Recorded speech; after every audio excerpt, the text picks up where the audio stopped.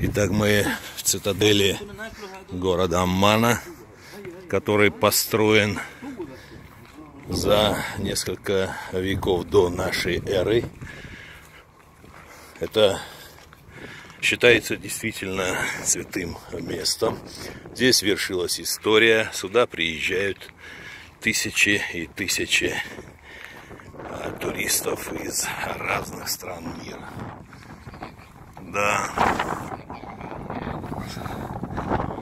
Город Амман огромный. Кстати, сколько населения в городе? Амман? Да. 2 миллиона. 2 миллиона? Некоторые говорят, что 4 миллиона. После иракций и сирийций. Да, огромное количество населения. И я выяснял,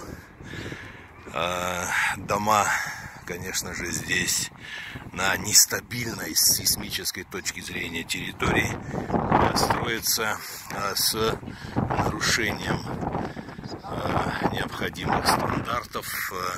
Как мне объяснили, власти, конечно, должны проверять